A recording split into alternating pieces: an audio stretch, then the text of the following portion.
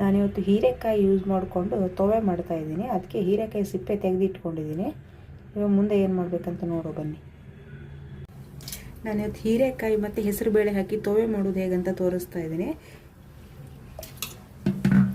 ಇವಾಗ ಫಸ್ಟ್ ಹೀರೆಕಾಯಿ ಹಚ್ಚಿಟ್ಕೊಂಡಿದ್ದೀನಿ. ಇದನ್ನು ಈ ಥರ ಸಣ್ಣ ಹೋಳುಗಳಾಗಿ ಚಿಕ್ಕ ಚಿಕ್ಕದಾಗಿ ಮಾಡ್ಕೋಬೇಕು.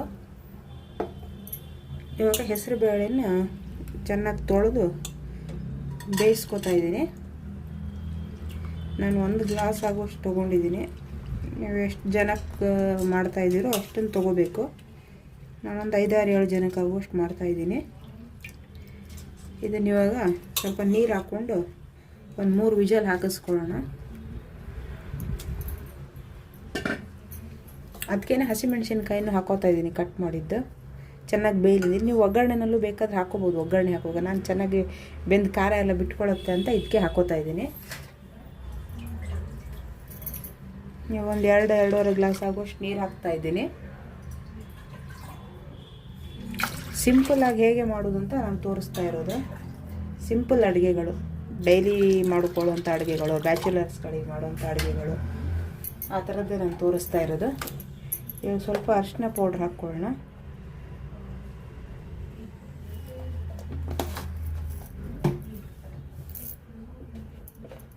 ಸ್ವಲ್ಪ ಒಂದು ಅರ್ಧ ಸ್ಪೂನ್ ಆಗುವಷ್ಟು ಆಯಿಲ್ ಹಾಕ್ಕೋತಾ ಇದ್ದೀನಿ. ಕೊಬ್ಬರಿ ಎಣ್ಣೆ ನೀವು ಯಾವ್ದು ಯೂಸ್ ಮಾಡ್ತೀರೋ ಅದನ್ನ ಯೂಸ್ ಮಾಡ್ಕೊಳ್ಳಿ.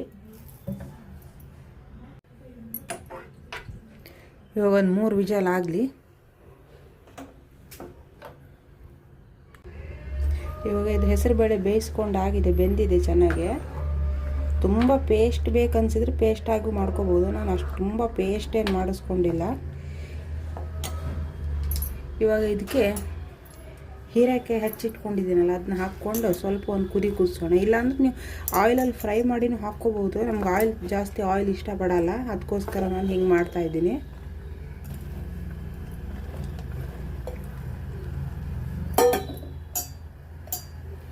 ಇದು ಒಂಚೂರು ಕುದಿ ಬರಲಿ ಸ್ವಲ್ಪ, ಆಮೇಲೆ ಒಗ್ಗರಣೆ ಹಾಕ್ಕೊಂಡ್ರೆ ಆಗೋಯ್ತು. ಒಂದು 2 ಸೆಕೆಂಡ್ ಕುದಿ ಬಂದರೆ ಸಾಕು, 2-3 ನಿಮಿಷ. ರುಚಿಗೆ ತಕ್ಕಷ್ಟು ಉಪ್ಪು ಹಾಕ್ಕೋತಾ ಇದ್ದೀನಿ.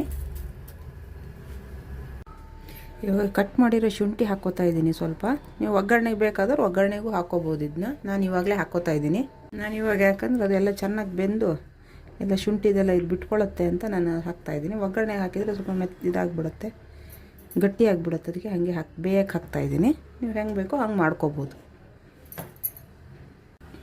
ಕಾಯಿ ತುರಿ ಹಾಕ್ತಾಯಿದ್ದೀನಿ ಸ್ವಲ್ಪ. ಇದು ಆಪ್ಷನಲ್, ಬೇಕಾದವ್ರು ಹಾಕ್ಕೋಬೋದು, ಇಲ್ಲಾಂದರೆ ಇಲ್ಲ. ನಮಗಿಷ್ಟ ಅದಕ್ಕೆ ಹಾಕ್ತಾಯಿದ್ದೀನಿ. ಒಂದು 2 ಸ್ಪೂನ್ ಆಗುವಷ್ಟು ಹಾಕ್ಕೊಂಡ್ರೆ ಸಾಕು, ತುಂಬ ಜಾಸ್ತಿನೂ ಹಾಕ್ಕೋಬಾರ್ದು. ಈಗ ಮೇಲಿಂದ ಕೊತ್ತಂಬರಿ ಸೊಪ್ಪು ಹಾಕ್ತಾಯಿದ್ದೀನಿ.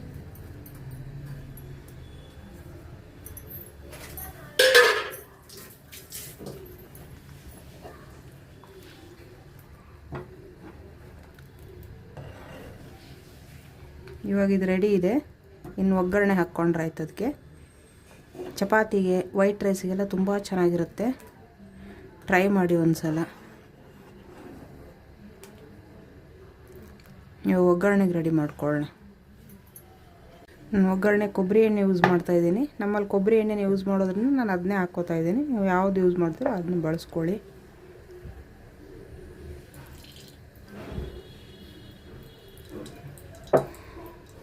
ಒಂದು 2 ಚಮಚ ಆಗುವಷ್ಟು ಹಾಕ್ತಾಯಿದ್ದೀನಿ.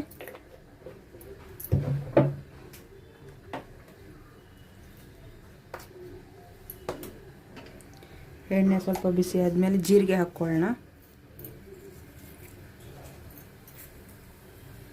ಜೀರಿಗೆ ಸ್ವಲ್ಪ ಜಾಸ್ತಿ ಹಾಕ್ಕೊಂಡು ನಡೆಯುತ್ತೆ. ಹೆಸರುಬೇಳೆ ಗ್ಯಾಸ್ಟ್ರಿಕ್ ಆಗಿರೋದ್ರಿಂದ.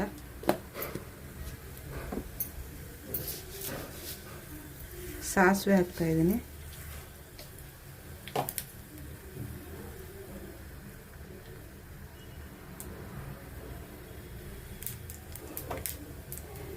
ಕರಿಬೇವು,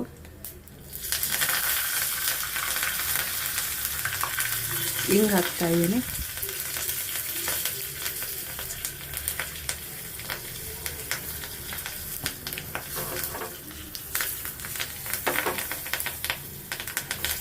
ಇದಾಗಿದೆ. ಇವಾಗ ಹಾಕ್ಕೊಳ್ಳೋಣ.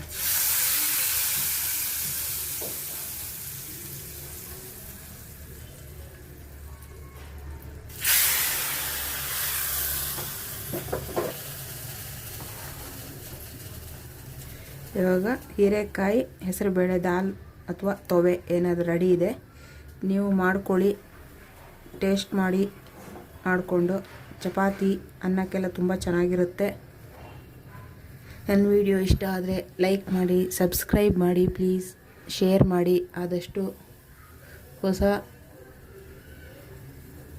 ಚಾನಲ್ ಮಾಡೋರ್ನೆಲ್ಲ ಪ್ರೋತ್ಸಾಹ ಕೊಡಿ.